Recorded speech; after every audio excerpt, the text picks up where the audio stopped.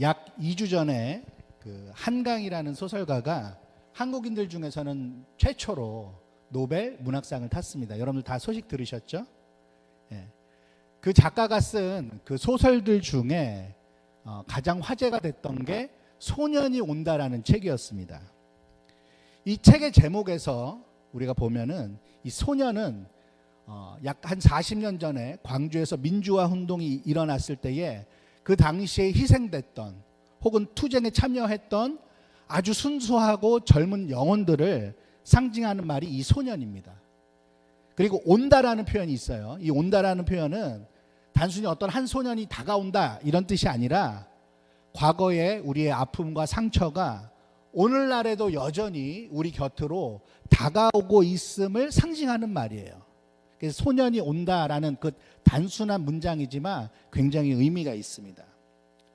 결국 이 소설의 제목은 과거의 역사가 그때로 끝난 것이 아니라고 말하는 것이고, 오히려 현재를 살아가는 사람들에게도 그 과거가 영향을 미치고, 그래서 그 과거를 우리로 하여금 기억하게 만들고 또 반성하게 만든다는 메시지를 담고 있는 것입니다.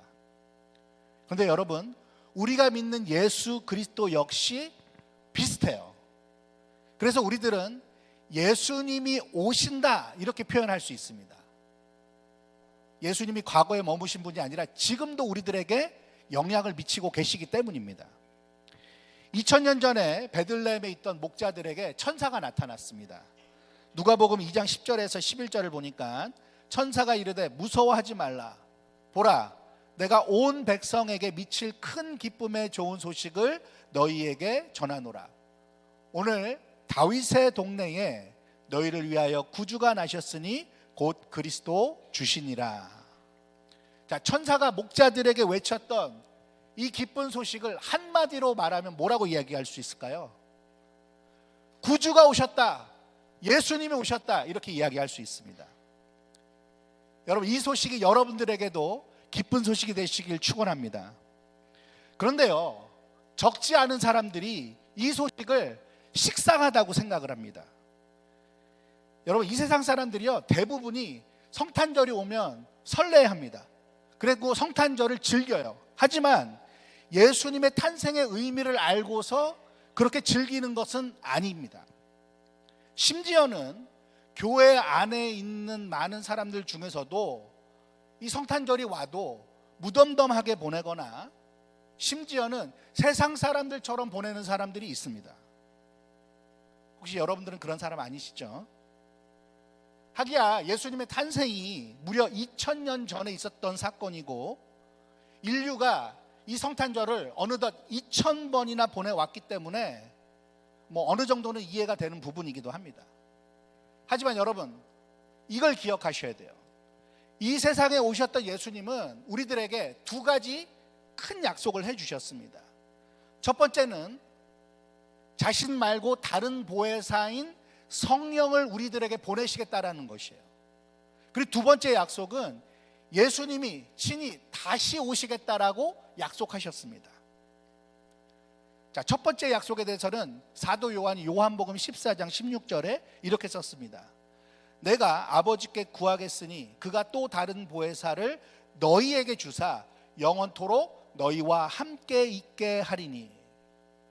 여러분, 이 예수님께서 약속하셨던 말씀이 예수님이 하늘로 올라가시고 나서 얼마 후에 실제로 이루어졌습니다. 사도행전 2장 1절에서 4절까지 보니까는 오순절 날이 됐어요. 예수님이 하늘로 올라가시고 나서 첫 번째 오순절이에요. 근데 성도들이 한 곳에 모였습니다. 근데 갑자기 하늘로부터 강하고 급한 바람이 들리는 거예요. 거기 온 집에 가득했습니다. 그리고 마치 불의 혀같이 갈라지는 것들이 사람들에게 보이고 사람 위에 하나하나씩 임했습니다. 그랬더니 그 사람들이 성령의 충만함을 받아서 성령의 말하게 하심을 따라서 여러 민족의 말들로 말하기를 시작하는 거예요. 성령이 임했다라는 확실한 증거입니다. 그리고 고린도전서 12장 3절에 보니까 사도 바울이 어느 누구든 예수님을 구주로 시인하고 고백하는 것은 자기 힘으로 되는 것이 아니라 성령으로만 되는 것이라고 말해주고 있습니다. 자, 그러니까 예수님을 믿고 따르는 모든 사람들은 예수님의 다른 보혜사이신 누가 함께 하는 거예요? 성령님이 함께 하는 것이기 때문에 그 성령님으로 인해서 날마다 순간마다 예수님이 그 성령이 임한 자들에게 찾아오고 계신 것이나 마찬가지입니다. 여러분들 이 사실을 믿으시길 바랍니다. 이처럼 예수님이 하신 첫 번째 약속의 말씀이 우리들에게 이미 이루어졌다면 두 번째 약속의 말씀, 어떤 약속의 말씀이었죠? 예수님이 친히 다시 오시겠다라는 것, 그것도 우리가 기대해 볼 만하겠죠. 자, 예수님이 다시 오신다라는 것에 대해서 이미 천사들이 이야기를 합니다. 사도행전 1장 11절에 예수님이 올라가는 그 장면을 보는 갈릴리 사람들, 제자들을 향해서 천사가 뭐라고 얘기를 하냐면, 어찌하여 서서 하늘을 쳐다보느냐, 너희 가운데 하늘로 올려지신 이 예수는 하늘로 가심을 본 그대로 오시리라, 이렇게 천사가 이야기를 합니다. 그리고 이 똑같은 사실을 예수님께서 참 사랑하셨던 제자인 사도 요한이 교회와 믿는 자들에게 이렇게 전합니다. 요한계시록 1장 7절에 볼지어다 그가 구름을 타고 오시리라. 각 사람의 눈이 그를 보겠고 그를 찌른 자들도 볼 것이요 땅에 있는 모든 족속이 그로 말미암아 애곡하리니 그러하리라. 아멘. 사도 요한도 그렇게 증거를 하고 있어요. 근데 이 사도 요한이 예수님이 다시 오실 거라는 것을 자신 있게 말할 수 있었던 이유가 있습니다. 그 이유가 뭡니까? 사도 요한이 하나님의 아들이신 예수님으로부터 그 이야기를 직접 계시를 받았기 때문에 그래요. 요 다음 구절이 요한계시록 1장 8절에 보니까 주 하나님이 이르시되 나는 알파와 오메가라, 이제도 있고 전에도 있었고 장차 올 자요 전능한 자라 하시더라. 그래 뿐만 아니라 이 요한계시록의 마지막을 장식하면서 뭐라고 이야기를 하냐면 요한계시록 22장 20절 앞절에 이것들을 증언하신 이가 이르시되 내가 진실로 속히 오리라. 주님 그렇게 말씀하셨다라는 거예요. 여러분, 하나님 아버지의 뜻에 순종하셨던 예수님은 이 세상에 오셨습니다. 하나님의 뜻을 받아서. 그래서 우리들은 그것을 여전히 축하하고 기념하는 거예요, 성탄절에. 하지만 우리가 성탄절을 기뻐해야 되는 이유는 그것이 2000년 전의 과거의 일에 대한 우리 기독교의, 교회의 믿는 자들의 중요한 전통이기 때문만이 아니라 지금도 예수님은 역사 가운데 존재하는 모든 교회와 모든 믿는 자들, 여기 앉아 계신 여러분 모두들에게 누구를 통해서 날마다 찾아오고 있다고요? 성령을 통해서 날마다 찾아오고 계시기 때문에 그 성탄을 기뻐해야 된다는 거예요. 뿐만 아니라 2000년 전에 처음 오셨던 예수님은 언젠가 반드시 다시 오시겠다라고 약속하셨기 때문에 우리가 성탄을 기뻐해야 된다는 거예요. 믿는 사람들도 조차 이 두 가지를 생각하지 않거나 모르기 때문에 성탄절을 그저 과거의 일로, 그리고 그저 지루한 일로 여기면서 그냥 무덤덤하게 보내는 것이 참 팽배해진 것 같아서 슬픕니다. 그래서 이번 성탄절과 여러분 인생의 모든 앞날의 성탄절을 보내실 때마다 과거의 베들레헴의 아기 예수님으로 오셨던 그 일뿐만 아니라 지금도 여러분들 가운데 날마다 성령으로 여러분들을 찾아오시는 그 예수님, 그리고 다시 오실 예수님을 꼭 기억하면서 이 성탄을 보내시기를 주님의 이름으로 축복드립니다.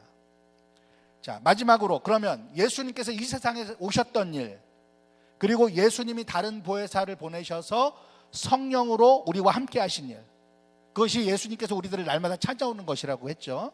그리고 이제 장차 앞으로 예수님이 다시 오실 일이 과연 저와 여러분들에게 어떤 의미가 있나, 그것을 한번 생각해 보겠습니다. 오늘 읽은 본문 누가복음 2장 10절에 보면은 천사가 목자들에게 뭐라고 얘기를 하죠? 무서워하지 말아라. 보라, 내가 온 백성에게 미칠 큰 기쁨의 좋은 소식을 너희에게 전하노라. 그리고 그 다음에 하는 말이 뭐예요? 누가복음 2장 11절에 너희를 위하여 구주가 나셨으니 곧 누구시라고요? 그리스도 주시니라. 여기 그리스도라는 말은요, 여러분들 잘 아시는 히브리어인데요, 메시아라는 말과 똑같은 말입니다. 쉽게 얘기하면 구원자라는 뜻이에요. 자, 그러니까 이 예수님은 우리에게 구원자가 되시기 위해서 이 세상에 오셨다라는 거예요. 근데 여러분들에게 왜 구원자가 필요하죠? 왜 우리에게 구원자가 필요합니까? 대략 두 가지 큰 문제가 우리에게 있기 때문에 그렇습니다.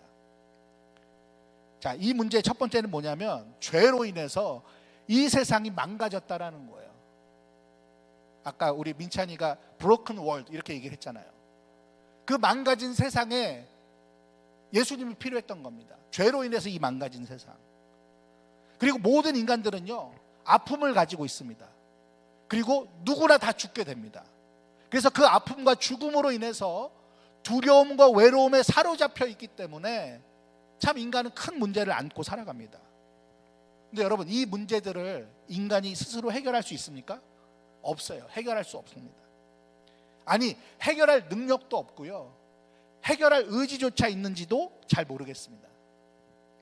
그래서 하나님은 하나밖에 없는 자기 아들을 이 세상에 보내시기로 계획하셨고 실제로 그 일을 이루셨어요.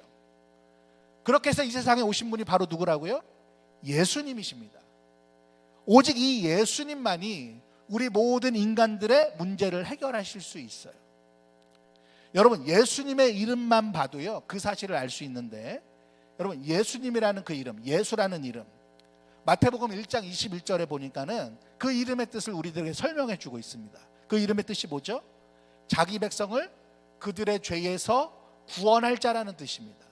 죄에서 구원하시는 분, 이런 뜻입니다. 그리고 예수님의 다른 이름이 있어요. 별명 같은 게 있어요. 그게 뭐냐면 임마누엘이에요. 임마누엘. 자, 임마누엘은 무슨 뜻이죠? 하나님이 우리와 함께 계시다, 이런 뜻입니다. 그러니까 우리는 예수님의 이름만 보아도 우리 인간이 갖고 있는 큰 문제들을 예수님이 해결하실 수 있겠구나라는 기대를 가질 수가 있습니다.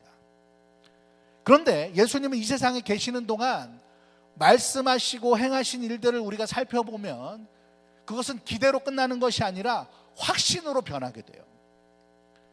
여러 가지 예를 들 수 있습니다. 하지만 예수님께서 우리 인간의 모든 죄, 세상의 모든 죄를 지시고 우리를 대신하여 어떤 일을 하셨죠? 십자가에 달려 죽으셨습니다. 그리고 미리 예수님께서 말씀하신 대로 죽으시고 3일 만에 다시 살아나셨어요. 이 예수님의 십자가 죽음은요, 우리 인간들의 최대의 문제인 죄의 문제를 해결하셨다라는 뜻이에요. 그리고 예수님의 부활은 우리 인간들이 겪는 또 다른 문제인 아픔과 죽음으로 인한 두려움과 외로움을 해결하셨다라는 뜻입니다. 게다가 예수님은요, 2000년이나 지난 오늘날의 모든 교회와 믿는 자들에게 성령을 통해서 이 진리를 가르치시고 전해주고 계세요. 뿐만 아니라 성령이 오셔서 여러분들과 제 안에 계심으로 말미암아 우리를 어떻게 만드세요? 두려움과 외로움이 아니라 기쁘고 평안하게 만드신다는 거예요. 따라서 여기에 있는 우리 모두는요, 지금까지 그래 왔던 것처럼 이 순간에도, 그리고 앞으로도 계속해서 언제나 우리들을 찾아오시고 언제나 우리와 함께 계시고 또 다시 오셔서 영원토록 우리와 함께 하실 주님을 믿고 기억하며 살아가야 할 줄 믿습니다. 저는요, 모태신앙자입니다. 모태신앙으로서 지금까지 예수님을 믿어왔어요. 게다가 제가 이제 목사가 됐습니다. 모태신앙이고 목사이다 보니까 제 마음속에 항상 그런 마음이 있어요. 내가 그 누구보다 예수님을 잘 믿고 잘 기억하는 사람이 돼야 되는데, 그런 생각이 있어요. 그런데요, 그런 저의 모습과는 너무나도 반대로 저는 누구보다도 유혹에 약하고 또 잘 넘어지는 죄인일 뿐입니다.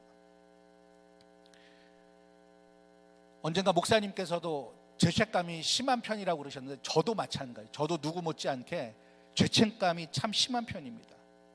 그 죄책감 때문에 자신감을 잃을 때도 참 많아요.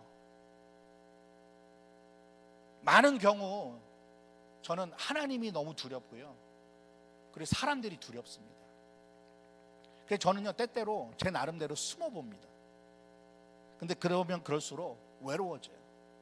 그리고 제 인생에 대한 소망이 사라지는 것을 제가 느낄 때가 참 많이 있습니다. 이런 저에 대해서 확실하게 증언할 수 있는 증인들이 여기 지금 최소 4명이 앉아 있습니다. 제 아내와 우리 새 아이. 제가 얼마나 약한 사람인지 너무나도 잘 알고 있는 사람들과 제가 살고 있습니다. 하지만 그런 저에게 너무나도 분명한 사실과 분명한 확신은 다름 아닌 예수님이 그런 저에게 찾아오셨다라는 사실이에요. 뿐만 아니라 제가 때때로 제 안에 계신 성령님을 근심케 만들 때가 있어요. 하지만 이상하게도요, 그 성령님이 제 안에 계시다라는 사실은 부정할 수가 없더라고요. 사도 바울이 로마서 7장에 이런 고백을 합니다. 내 속사람으로는 하나님의 법을 즐거워하되 내 지체 속에서 한 다른 법이 내 마음의 법과 싸워 내 지체 속에 있는 죄의 법으로 나를 사로잡는 것을 보는도다. 오호라, 나는 곤고한 사람이로다. 이 사망의 몸에서 누가 나를 건져내랴. 우리 주 예수 그리스도로 말미암아 하나님께 감사하리로다. 여러분, 너무나 다행스럽게도, 너무나 감사하게도 저 역시 이와 같은 고백을 가지고 있어요. 그리고 저는 예수님이 약속하신 대로 예수님이 다시 오실 것이라는 것도 믿고 기대하며 의지하고 있습니다. 아까 우리 사도 요한의 계시록 마지막 부분 말씀을 봤는데요, 그거에 이어서 내가 다시 올 거야 라고 했던 그 예수님의 말씀에 대해서 사도 요한이 이렇게 반응합니다. 계시록 22장 20절 하반절에 아멘, 주 예수여 오시옵소서. 여러분, 이것은요, 사도 요한의 기도이자 소망입니다. 함께 하시는 주님, 그리고 다시 오시겠다라고 말씀하신 그 주님을 향한 고백이었던 거예요. 여러분, 이 기도와 소망이 있어야 비로소 우리가 앞으로 보내게 될 모든 성탄절과 성탄절뿐만 아니라 신앙생활을 하는 동안에 매일매일이 참 의미 있지 않겠습니까? 참 기쁘지 않겠습니까? 저는 그러리라고 확신합니다. 이 기도와 소망이 2024년 성탄절을 보내고 있는 여러분들에게도 충만하시기를 주님의 이름으로 축복드립니다. 이 말을요, 당시 썼던 공용어인 그 아람어로 뭐라고 하냐면 마라나타라고 이야기를 합니다. 마라나타. 이게 고린도 서신에 쓰여 있는데요, 이것을 우리가 다 함께 외치고 마치도록 하겠습니다. 우리 자리에서 일어나 보실까요? 네. 제가 하나 둘 셋 할 테니까 주님 오세요. 아멘. Come Lord Jesus. 자, 마라나타, 그 의미입니다. 우리 다 같이 외치겠습니다. 하나 둘 셋. 마라나타. 자, 오늘 함께 나눈 말씀을 생각하면서 우리 기쁘다 구주 오셨네 찬송을 1절 3절 4절 부르도록 하겠습니다.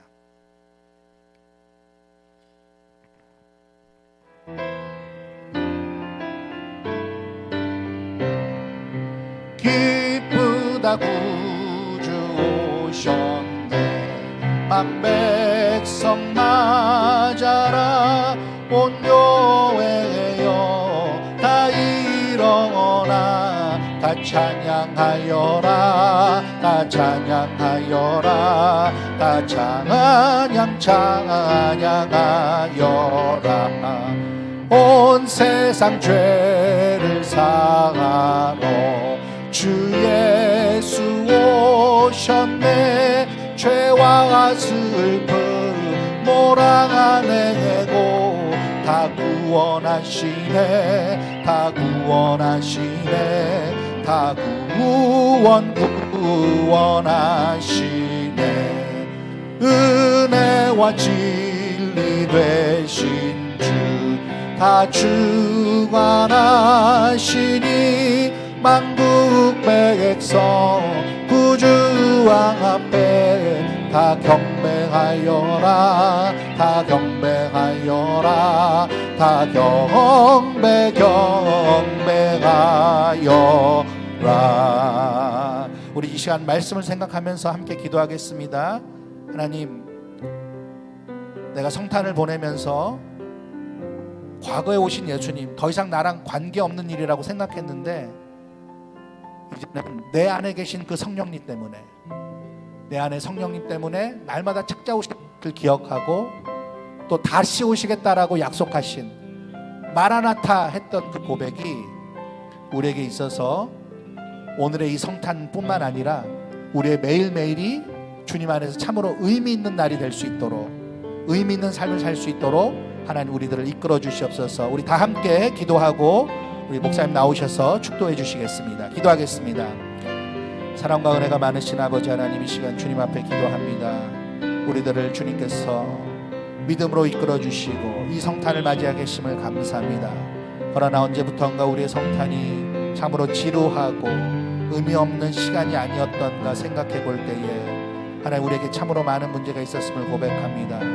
우리와 성령으로 늘 함께 하시는 주님, 그렇게 날마다 우리들을 찾아오시는 주님이심을 기억하게 하시고 또 다시 오시겠다고 약속하신 그 주님을 기대하며 우리의 성탄과 우리의 매일매일이 의미 있고 뜻깊을 수 있도록, 기쁨과 평화가 가득할 수 있도록 주님 도와주시옵소서.